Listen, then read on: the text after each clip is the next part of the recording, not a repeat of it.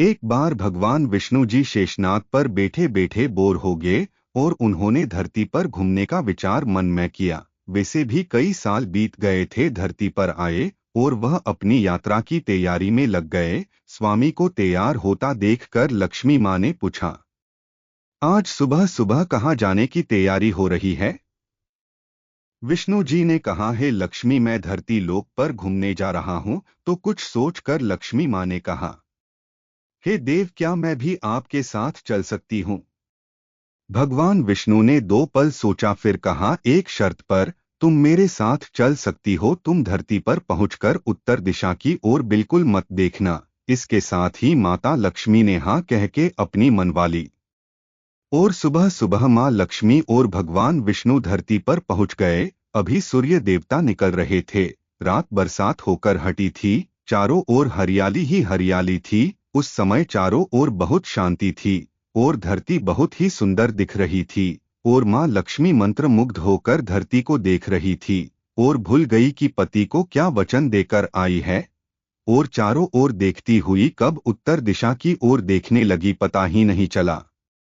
उत्तर दिशा में माँ लक्ष्मी को एक बहुत ही सुंदर बगीचा नजर आया और उस तरफ से भीनी भीनी खुशबू आ रही थी और बहुत ही सुंदर सुंदर फूल खिले थे। यह एक फूलों का खेत था और माँ लक्ष्मी बिना सोचे समझे उस खेत में गई और एक सुंदर सा फूल तोड़ लाई। लेकिन यह क्या, जब माँ लक्ष्मी भगवान विष्णु के पास वापस आई तो भगवान विष्णु की आंखों में आंसू थे। और भगवान विष्णु ने माँ लक्ष्मी को कहा कि कभी भी किसी से बिना पूछे उसका कुछ भी नहीं लेना चाहिए और साथ ही अपना वचन भी याद दिलाया। माँ लक्ष्मी को अपनी भूल का पता चला तो उन्होंने भगवान विष्णु से इस भूल की माफी मांगी। तो भगवान विष्णु ने कहा कि जो तुमने जो भूल की है उसकी सजा तो तुम्हें जरूर मिलेगी। जिस माली के खेत से तुम नए बिना पूछे फूल तोड़ा है, यह एक प्रकार की चोरी है। इसलिए अब तुम 3 साल तक माली के घर नौकर बनकर रह। उसके बाद मैं तुम्हें बैकुंठ में वापस बुलाऊंगा। माँ लक्ष्मी ने चुपचाप सर झुकाकर हाँ कर दी। आजकल की लक्ष्मी थोड़े थी और माँ लक्ष्मी एक गरीब औरत का रूप धारण करके उस खेत के मालिक के घर गई। घर क्या, एक झोपड़ा था और मालिक का नाम माधव था। माधव की बीबी, 2 बेटे और 3 बेटियां थी। सभी उस छोटे से खेत में काम करके किसी तरह से गुजारा करते थे। माँ लक्ष्मी जब एक साधारण और गरीब औरत बनकर जब माधव के झोपड़े पर गई तो माधव ने पूछा, बहन तुम कौन हो और इस समय तुम्हें क्या चाहिए?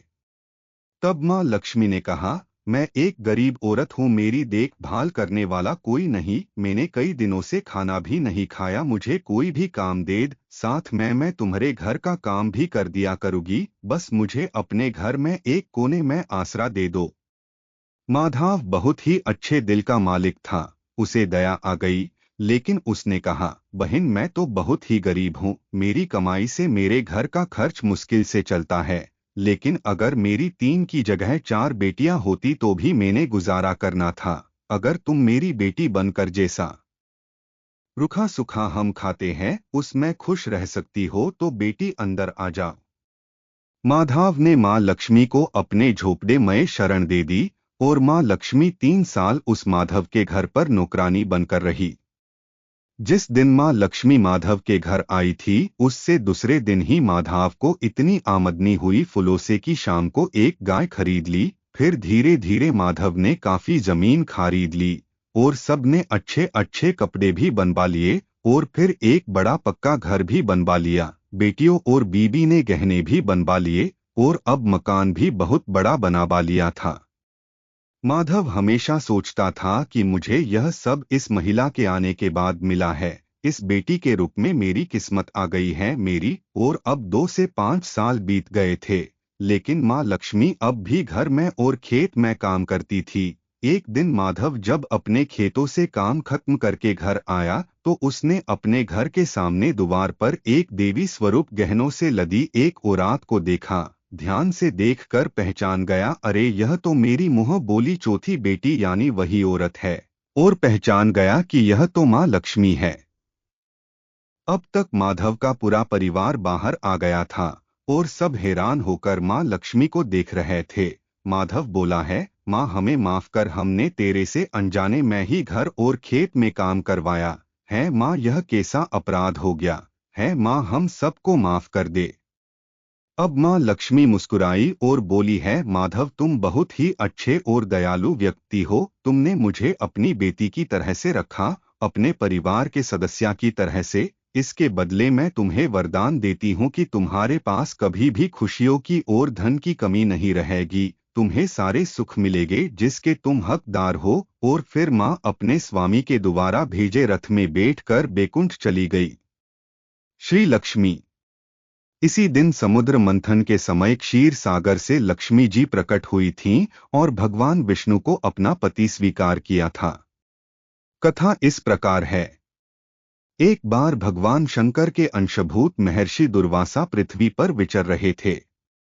घूमत घूमते वे एक मनोहर वन में गए। वहां एक विद्याधर सुंदरी हाथ में पारिजात पुष्पों की माला लिए खड़ी थी। वह माला दिव्य पुष्पों की बनी थी। उसकी दिव्य गंध से समस्त वन प्रांत सुवासित हो रहा था।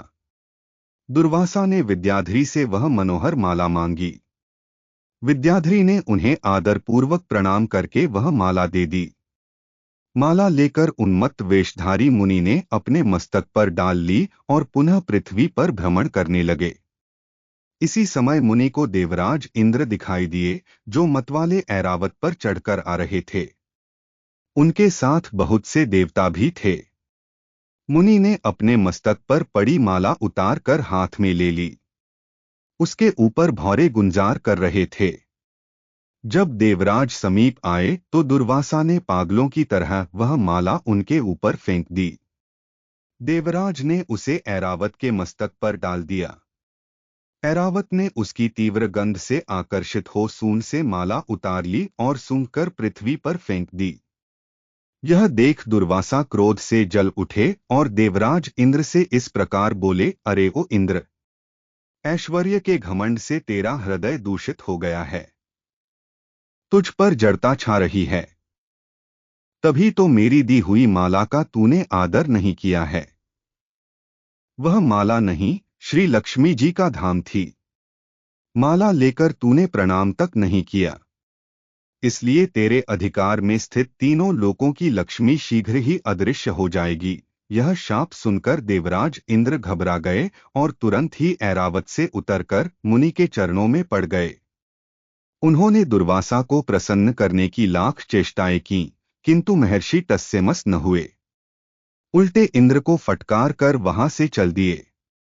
इंद्र भी ऐरावत पर सवार हो अमरावती को लौट गए। तब से तीनों लोकों की लक्ष्मी नष्ट हो गई। इस प्रकार त्रिलोकी के श्रीहीन एवं सत्वरहित हो जाने पर दानवों ने देवताओं पर चढ़ाई कर दी। देवताओं में अब उत्साह कहाँ रह गया था। सबने हार मान ली। फिर सभी देवता ब्रह्मा जी की शरण में गए। ब्रह्मा जी ने उन्हें भगवान विष्णु की शरण में जाने की सलाह दी तथा सबके साथ वे स्वयं भी क्षीरसागर के उत्तर तट पर गए। वहां पहुंचकर ब्रह्मा आदि देवताओं ने बड़ी भक्ति से भगवान विष्णु का स्तवन किया। भगवान प्रसन्न होकर देवताओं के सम्मुख प्रकट हुए। उनका अनुपम तेजस्वी मंगलमय विग्रह देखकर देवताओं ने पुनः स्तवन किया। तत्पश्चात भगवान ने उन्हें क्षीरसागर को मथने की सलाह दी और कहा, इससे अमृत प्रकट होगा। उसके पान करने से तुम सब लोग अजरमर हो जाओगे, किंतु यह कार्य है बहुत दुष्कर, अतः तुम्हें दैत्यों को भी अपना साथी बना लेना चाहिए। मैं तो तुम्हारी सहायता करूंगा ही। भगवान की आज्ञा पाकर देवगण दैत्यों से संधि करके अमृत प्राप्ति के लिए प्रयास करने लगे। वे भांति भांति की औषधियां लाए और उन्हें क्षीरसागर में छोड़ दिया। फिर मंदराचल पर्वत को मथानी और वासुकी नागराज को नेती रस्सी बनाकर बड़े वेग से समुद्र मंथन का कार्य आरंभ किया। भगवान ने वासुकी की पूंछ की ओर देवताओं को और मुख की ओर दैत्यों को लगाया। मंथन करते समय वासुकी की निःश्वासाग्नि से झुलसकर सभी दैत्य निस्तेज हो गए और उसी निःश्वास वायु से विक्षिप्त होकर बादल वासुकी की पूंछ की ओर बरसते थे, जिससे देवताओं की शक्ति बढ़ती गई। भक्त वत्सल भगवान विष्णु स्वयं कच्छप रूप धारण कर क्षीरसागर में घूमते हुए मंदराचल के आधार बने हुए थे। वे ही एक रूप से देवताओं में और एक रूप से दैत्यों में मिलकर नागराज को खींचने में भी सहायता देते थे तथा एक अन्य विशाल रूप से जो देवताओं और दैत्यों को दिखाई नहीं देता था, उन्होंने मंदराचल को ऊपर से दबा रखा था। इसके साथ ही वे नागराज वासुकी में भी बल का संचार करते थे और देवताओं की भी शक्ति बढ़ा रहे थे। इस प्रकार मंथन करने पर क्षीरसागर से क्रमशः कामधेनु, वारुणी देवी, कल्पवृक्ष और अप्सराएं प्रकट हुईं। इसके बाद चंद्रमा निकले, जिन्हें महादेव जी ने मस्तक पर धारण किया। फिर विष प्रकट हुआ जिसे नागों ने चाट लिया। तदनंतर अमृत का कलश हाथ में लिए धन्वंतरी का प्रादुर्भाव हुआ। इससे देवताओं और दानवों को भी बड़ी प्रसन्नता हुई। सबके अंत में क्षीर समुद्र से भगवती लक्ष्मी देवी प्रकट हुईं।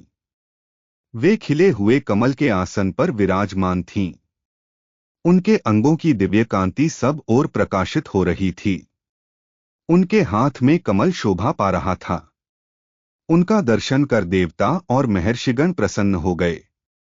उन्होंने वैदिक श्री सूक्त का पाठ करके लक्ष्मी देवी का स्तवन करके दिव्य वस्त्राभूषण अर्पित किए।